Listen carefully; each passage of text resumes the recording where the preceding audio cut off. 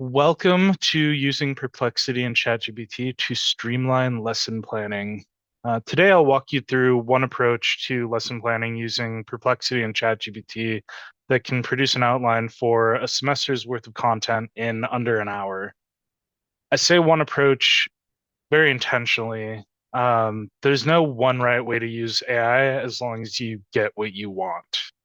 This presentation draws on the concept of prompt sequencing, so you know prompt engineering is a way of talking to generative AI to get what you want. Prompt sequencing is having a conversation to refine your needs. So to get there, I'll walk you through a real world example of how I walked a professor through lesson planning. This professor was creating a graduate course on differentiated learning for prospective teachers. First, we'll talk about what Perplexity is and does. Thank you again to Kimberly for setting that foundation.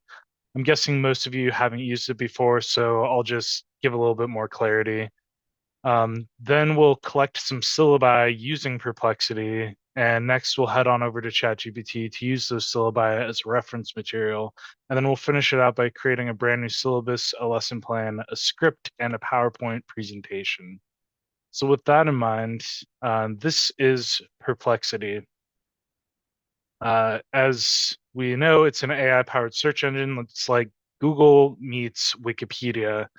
When you submit your query, Perplexity scrapes the internet in milliseconds and tries to create a summary of the top 20 resources on your topic. You'll see that it's not always the top 20, but that's the goal as stated by Perplexity, the company.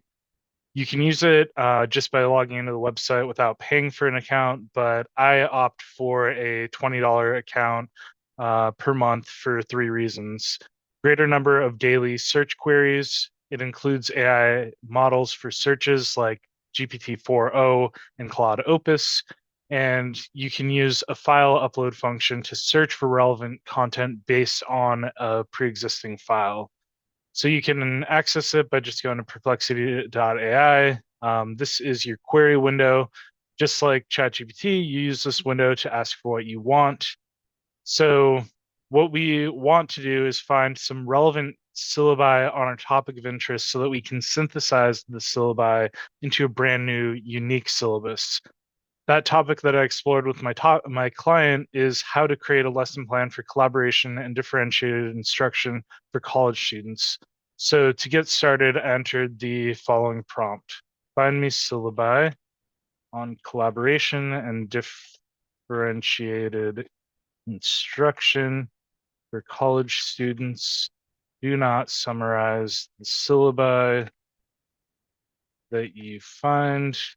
Provide only a cited list of available syllabi. I'm not going to bother correcting my spelling because as a large language model, it's able to tell what I actually meant.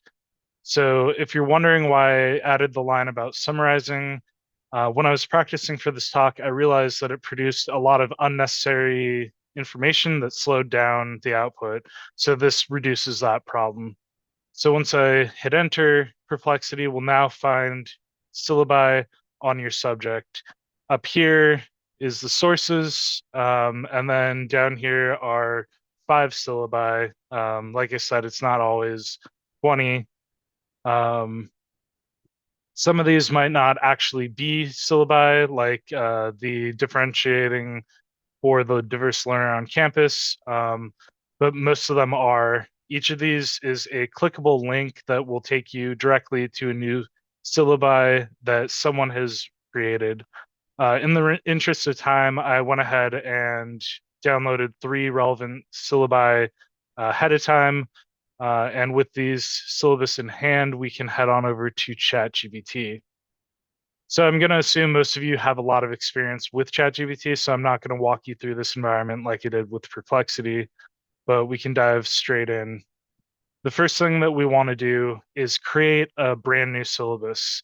The person that I was instructing had an outline of the syllabus already created, We use that plus the 3 syllabi that we located from Perplexity to produce a brand new synthesized syllabus. And the cool thing is that ChatGPT can take up to 20 files at a time. So you can really add a lot of context if you want. This is just a basic demo. So to do that, we want to provide just enough context to help ChatGPT understand what it needs to do. Here, I use a framework that I call penguin prompting to accomplish that goal. We could have a full workshop on penguin prompting, but for now, all you need to know is it's a useful framework for writing prompts. So using that, we could write, you are an instructor.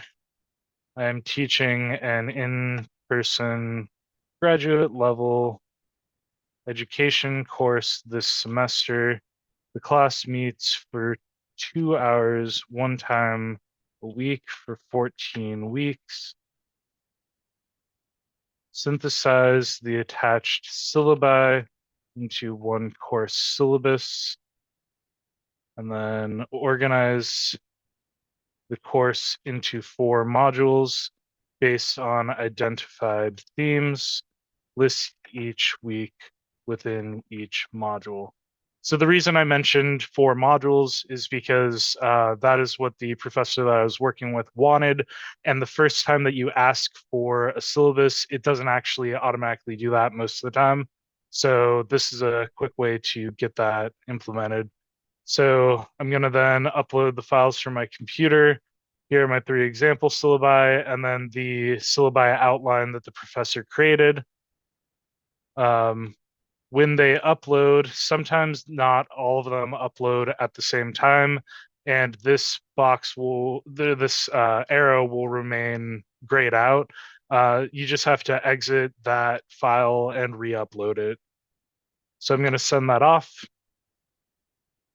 And now we have a working syllabus that we can work with to structure this class. What you want to do is be careful to double check the content of the syllabus to ensure that it's accurate. As Kimberly said, sometimes ChatGPT hallucinates or makes up books to read. So use the Wikipedia rule, trust but verify. With the newest update, you can actually accomplish this by first entering the prompt, search the internet to verify that the books you provided are real and accurate. Update the syllabus with your results. So it's going to say likely that these are real, or it's going to update them, but I wouldn't stop there. I would actually perform a Google search to ensure that those resources truly exist, because it still sometimes lies and it doesn't know if it's lying. But doing the internet search should reduce that likelihood. So now what you want to do is have a conversation with ChatGPT to make any adjustments as needed. Not everyone realizes that you can have a conversation. They do one-off searches and continue to just do one at a time, but it is a conversation. You talk to it and tell it what you want. So for example, you might want to switch 2 weeks around. You can explicitly say that in the chat by saying switch weeks 9 and 11 around. But for now, let's say that you're satisfied with the syllabus, we can move on to the lesson plan itself. And I'm using a very simple prompt. This could be the garbage in, garbage out issue, but that's why we're iterating with the conversation. So I'm just going to say create a lesson plan for week 1. And I would do this step over and over for each week, slowly filling in the details of each weekly plan. It's important to note that this output will be a little bit generic or not include the information that you were expecting. And this is an important point to remind you that ChatGPT is just a tool. It should be used to support your productivity, but not be an endpoint in itself. You should still take the time to think through every inch of this document to ensure that it meets your students' needs and learning goals. So here I would again have a conversation with ChatGPT to refine the output. For example, you could say incorporate related active learning activities in the lesson. provide more details on each task. Because sometimes it's not clear. It might say, do a differentiated learning activity, and you don't really know what that actually is. You just ask it to flesh it out here. And now you'll see active learning activities peppered throughout the lesson plan. And let's say that you're satisfied at this point with this lesson plan. Now we can turn toward creating a PowerPoint outline. You can use ChatGPT to do this by just simply saying, turn this lesson plan into a PowerPoint outline. If you have specifics that you want, always add them in. But for this demonstration, we're going to keep it simple. So it's slide by slide recommending what it thinks this PowerPoint should look like. It normally ends around 12 slides or so, so you can tell it to expand or contract based on your needs. And again, you would iterate, have a conversation to tell it what to update or not. And we'll say that we're at a point where you have a full plan for week 1. The cool thing about ChatGPT 4.0, which is the newest update that's available for free for everyone, everywhere, all at once, it can create files from scratch for you. So you can just tell it to create a PowerPoint file from this outline. This can take seconds to a minute or more. When I was working with my client, it wasn't working. We actually had to open a brand new window to get it to function properly, but we should see it in a little bit. And what it produces will be a very simple PowerPoint. I'll show you it that will require quite a bit of love. It still needs a theme, imagery, and videos, but you're going to save so much time by getting to this point that it doesn't matter how basic it is. It's a start to get what you want. So I'm going to open this up, and then I'm going to share that.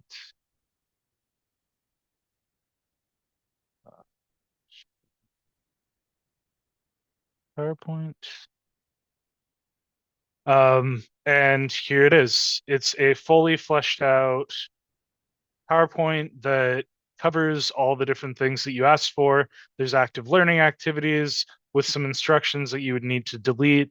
But again, it's a tool to get you started. It's not a tool to finish. So here you have your PowerPoint and you're good to go on that front. What I would then do is turn around and create a script based on that information. I wouldn't use the script for the actual PowerPoint, but by asking it to create a script, you're asking it to thoughtfully explain what is in each PowerPoint slide that you created. So I would say provide a thoroughly detailed script for each slide, include instructions for how to complete any activities listed. So now it'll come up with this brilliant script that assumes that it's the first week. It gives you an objective. It goes through every single thing and really fills in that detail. And now you can take this and really think yourself what you actually need from it. And finally, you'll repeat each lesson planning prompt for each week, starting with week 2. How I keep organized with this is I actually keep this window side by side with a Word document where I copy and paste relevant information as I go into each week along the syllabus. And then I save a copy of the original syllabus separately to build on that. So you now have your time back to fine tune the actual content and spend more time thinking about how to make engaging and interesting content for your students. That was a quick use of time, but what questions do you have for me? Thank you so much, Pat. Really riveting presentation, very exciting. I should mention, of course, let me know if I got this right. This can be used in a modular fashion, meaning if I just want to work on creating the PowerPoint presentation or the script and I already have all the other materials ready, I can, Yep. of course, do that. I don't have to necessarily go through the entire process each time. I will also just make a quick comment on my side. I already have a template for a syllabus that I quite like. So for me, it's, you can always, of course, sort of feed that template and then use an existing template with existing Exactly. sections. And so there's a lot of ways to play around with this. But I think what you've showed is a really good way to go through the entire process. We do have a couple of questions, so I'd like to go through them first. Um, so very quick question from Natick. I apologize if I mispronounced the name. What is a garbage in, garbage out? What does that term mean? Yeah, so it means that what you ask for or what you get is only as good as what you ask for. So if you feed it a really poor prompt, you're going to get a really poor output. So as Kimberly was pointing out earlier, the more detail you give, the more context you give, the better ChatGPT can respond to you. So the way that I like to think of it is um, when I have a conversation with you, if I walk up to you and I haven't seen you in days, I'm not just going to say, help me with my report, because you're not going to know what that means. I have to provide you with a little bit of context first to really get you up to speed on what it is that I'm talking about. And then I can tell you to help me write a report, but I would ask it in a more specific way. And that is really the essence of garbage in, garbage out. So I would say in our case, certainly the initial context for creating a syllabus are things like what is the student population and the learning objectives that you're interested in, right? That sort of thing. And that can obviously help the LLM do a much better job and not just sprawl into various things. And I'm assuming we can even ask for different syllabi based on different criteria, like to provide different examples and different ideas. Yes. Yeah. All of this is fully customizable. It's as creative as you can be. Like I like to say during my talk on Penguin prompting, I say that in an hour, I can't teach you how to creatively and critically think. I can just teach you a framework for talking. And that's true of what I just showed you. I can teach you the way to do it, the basics of it, but the final product is going to be as creative and ingenuous and inquisitive and critical as you can be. So you mentioned the term penguin prompting. Maybe you've mentioned it and I missed it. Could you just quickly It's explain a that? framework that I use that's based off of Jeff Sue on YouTube, a framework that he shared that provides just a general idea of what to include with each prompt that you send off. So adding a persona, like I gave that example where I said you are an instructor, that's like helping it find a book on the right bookcase in the library, and the context would further narrow that. And then you provide the function and the output that you want in that one prompt to get the best answer possible right off the bat, so that you can refine and iterate through the conversation after that point moving forward. Thank you so much. And we have a question from Zainab, and then I'll ask Risha to add anything if she has. Maybe Kimberly has as well. Zainab is asking, can it, by it, I'm assuming maybe ChatGPT, maybe I'm assuming ChatGPT, can Yeah. it transfer information from one file to another in different formats? That is a great question that I don't know the answer to, but you could easily test it out by uploading a file and asking it to do the transfer. Kimberly, do you happen to know? No? Okay. No, I'd love to know. I was just going to test it. It's a great question. Oh, great. I mean, there's always more to learn, right? And there's always the new developments, as we've mentioned already with the new 4 GPT 4.0, a lot of things that we may have said a month ago are no longer relevant and so on. Um, And Risha just added penguin prompting to the chat. I posted this on LinkedIn a Awesome. little bit ago. Um, it requires a lot of examples to really understand what each of these things mean. But once you get it, it clicks and you will forever be able to prompt easily without even thinking about it. Thank you very much, and thank you, Risha, for providing the information. And Risha, do you have any questions or comments or thoughts, and for either talks that we've had today or the questions that we've had? No, I'm just amazed. I mean, I also use Perplexity, but not in such a methodical manner. So I think what he's taught me is to be very methodical and to go step by step, because again, the garbage in, garbage out kind of thing is there. And this I have taken from Pat's one of the LinkedIn posts. I think he was answering to someone, and I was like, sneaking, and so I have copy pasted that time. And but I'm very glad that's going to be useful here in this session as well. And if you go to my website, you can actually find a ChatGPT cheat sheet with some basic prompts that um, don't use penguin prompting, but that can get you thinking and walk you through various use cases. I'll drop my website in the chat. Thank you so much, Pat. So I'm just wondering, maybe Kimberly, if you had any thoughts or comments or questions related to what we spoke about today before we asked also the audience for their concluding thoughts. No, I just love that.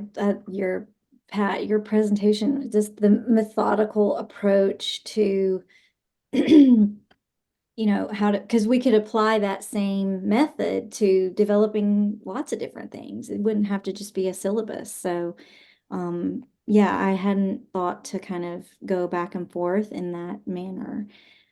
Yeah, I really appreciated it. Thank you so much. And Pat, any sort of concluding thoughts or words you have to say before we turn to the audience?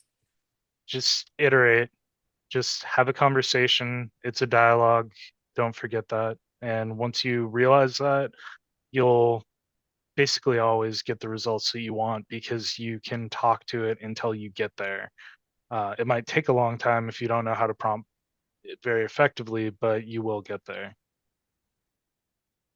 Yeah, Um, I was just going to piggyback on that and say, and you can, just like when you're talking to a human, you can confirm what response you get, or you can correct it and you can say, no, you didn't get that quite right. Like, I want you to be more critical, or you forgot about this other thing that I asked you about several prompts before. I made an automated rubric for a professor, and she said she reached out and said, it's not working, Kim. It's forgetting this certain portion of the rubric. It's just not. And I said, well, did you tell it that it was forgetting that portion of the rubric? And she wrote back the mind blown emoji, because she just said, yeah, I told she hadn't thought to do that, because you can't treat it like a software. A software has an algorithm that does the same thing every time, but generative AI is not like that. If it forgets something, you have to say, hey, you forgot this, and correct it. And it will apologize to you, and it will fix what it said wrong. Yes, I can okay, completely reiterate that. Please, Risha. I've got a I've got a very small, a very short, very quick question. Kimberly, I have seen you talking about environment and this reiteration kind of thing, and I remember I have read somewhere you have written down that we need to regenerate. We should not regenerate actually, and we should start new queries. Is that correct? Yeah, so when I said start new threads, that in that portion of the slides, I was talking about environmental concerns. Yeah. So if you are having a dialogue, as Pat talked about, and I love what he said about sequencing the prompt to have a conversation. If you're doing that and you're staying on the same topic, then you should not create a new prompt. But if you are, so what happens is the machine in the same dialog window, when it reads your next prompt, it goes back to the top and it reads down. And because that is sometimes a lot, it starts to summarize. And so when it starts to summarize, when those conversations get very long, that's when it can start to forget. But also, as it's doing that, it's computing all those tokens, all that text, all that time, and that takes energy. And in some cases, you can reach your limit. Like Pat said, he pays for Perplexity, so he gets more conversations. Well, he's paying. He's essentially what you're doing is you're paying for tokens.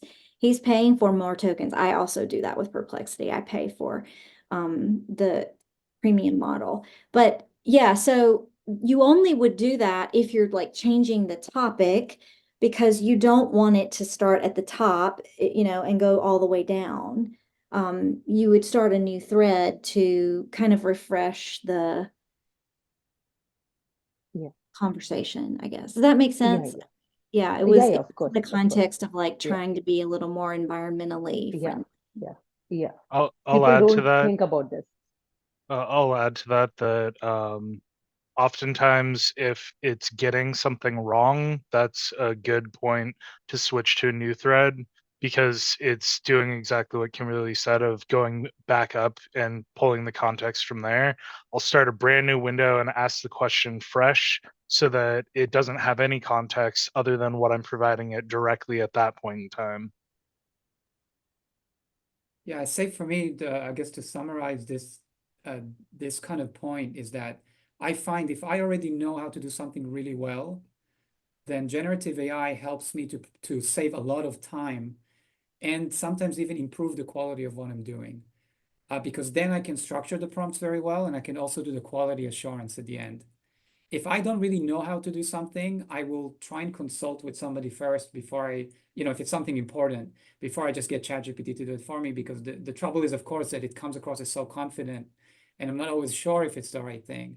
So it's things like writing a syllabus. If you've never written a syllabus in your life, if you've never taught a class with a syllabus, then I would probably not suggest to just use generative AI and that's it. Like, have somebody who has done it in the past kind of go and look over what's been done. But if it's your job as a professor or as an instructor and you're already doing these things, it can save you enormous amounts of time. Also, things like writing grant proposals, things are very generic and they're supposed to fit into sections. And you already have some existing document that is not a grant proposal, but kind of has most of the information.